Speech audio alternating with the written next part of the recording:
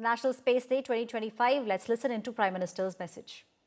मैं मानता हूं स्पेस सेक्टर में पॉलिसी लेवल पर भी कहीं कोई आखिरी ठहराव नहीं होना चाहिए और इसलिए मैंने लाल किले से कहा था हमारा रास्ता रिफॉर्म, परफॉर्म और ट्रांसफॉर्म का रास्ता है। इसलिए बीते 11 वर्षों में देश ने स्पेस सेक्टर में एक के बाद एक लगातार बड़े रिफॉर्म्स किए हैं। एक समय था जब स्पेस जैसे फ्यूचरिस्टिक सेक्टर को देश में अनेक पाबंदियों से बांध दिया गया था। हमने इन बेड़ियों को खोला। हमने प्राइवेट सेक्टर को स्पेस टेक में परमिशन दी और आज देखिए देश में 350 से ज्यादा स्टार्टअप्स स्पेस टेक के इनोवेशन और एक्सेलरेशन का इंजन बनकर उभर रहे हैं। इस कार्यक्रम में भी उनकी बढ़ चढ़ करके उपस्थिति दिख रही है। हमारे प्राइवेट सेक्टर द्वारा बनाया गया पहला PSLV रॉकेट भी जल्द ही लॉन्च किया जाएगा। मुझे खुशी है कि भारत की पहली प्राइवेट कम्युनिकेशन सैटेलाइट भी बनाई जा रही है। पब्लिक प्राइवेट पार्टनरशिप के जरिए अर्थ ऑब्जर्वेशन सैटेलाइट कॉन्स्टलेशन भी लॉन्च करने की तैयारी है। आप कल्पना कर सकते हैं स्पेस सेक्टर में भारत के युवाओं के लिए बहुत बड़ी संख्या में अवसर बनने जा रहे हैं। साथियों, मैंने 15 अगस्त को लाल किले से ऐसे अनेक क्षेत्रों का जिक्र किया था जिसमें भारत को आत्मनिर्भर होना बहुत जरूरी है। मैंने हर सेक्टर को अपने लक्ष्य तय करने को कहा है। आज स्पेस डे के दिन मैं देश के स्पेस स्टार्टअप से कहूंगा, क्या हम स्पेस सेक्टर में अगले 5 वर्षों में 5 यूनिकॉर्न खड़े कर सकते हैं? अभी हम भारत की धरती से साल में 5-6 बड़े लॉन्च देखते हैं। मैं चाहूंगा कि प्राइवेट सेक्टर आगे आए और अगले 5 साल में हम उस स्थिति में पहुंचे कि हर साल 50 रॉकेट लॉन्च कर पाए, हर सप्ताह एक। इसके लिए देश को जिन नेक्स्ट जन रिफॉर्म की जरूरत है वो करने का सरकार का इरादा भी है और इच्छा शक्ति भी है। मैं आपको विश्वास दिलाता हूं, सरकार हर कदम पर आपके साथ खड़ी है। फ्रेंड्स, भारत स्पेस टेक्नोलॉजी को साइंटिफिक एक्सप्लोरेशन के साथ ही ईज ऑफ लिविंग का भी माध्यम मानता है।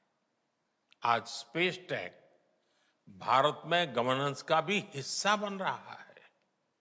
फसल बीमा योजना में सैटेलाइट बेस्ड आकलन हो, मछुआरों को सैटेलाइट से मिल रही जानकारी और सुरक्षा हो, डिजास्टर मैनेजमेंट हो या PM गति शक्ति नेशनल मास्टर प्लान में जियो स्पेशियल डेटा का इस्तेमाल हो।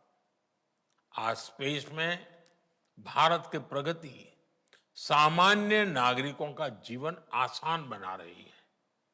इसी दिशा में केंद्र और राज्यों में स्पेस टेक का इस्तेमाल बढ़ाने के लिए कल नेशनल मीट 2.0 का आयोजन भी हुआ है। मैं चाहूंगा ऐसे प्रयास आगे भी चलते रहें। हमारे स्पेस स्टार्टअप भी नागरिकों की सेवा के लिए नए सॉल्यूशंस दे, नए इनोवेशंस करे। मुझे विश्वास है आने वाले समय में अंतरिक्ष में भारत की यात्रा नई ऊंचाइयों को छुएगी। इसी विश्वास के साथ आप सभी को एक बार फिर नेशनल स्पेस डे की बहुत बहुत बधाई। धन्यवाद। That was an inspiring message from our Honorable Prime Minister, envisioning space as the high frontier of India's growth story, a path of self-reliance, innovation, and a source of inspiration for every citizen. Ladies and gentlemen, we now have a video which showcases India's remarkable advancements since the maiden National Space Day on August 23, 2024, highlighting You just zonal heard Prime events Minister Narendra Modi. He was unveiling the National Space Day. Now, this marks India's entry into the elite club of nations when we speak about orbital laboratories. Prime Minister Modi also spoke about the fact that India is now on the right path, and in years to come, we will see how India will make strides with regards to space travel and will also be a big contributor. Prime Minister Modi just a couple of minutes ago unveiled the National Space Day. The Bharatiya Antariksh Station marks India's entry into the elite club of nations when we speak about space. Images that you are seeing on your screens, the Antariksh Station, the first BAS module. It will be weighing close to 10 tons and will be able to orbit 450 kilometers above Earth. Now, this is something that has been the focus of the government. Prime Minister Narendra Modi personally has been taking a big interest with regards to the works that ISRO has been doing. The first BAS model, it will be weighing roughly 10 tons and will be able to orbit 450 kilometers above Earth.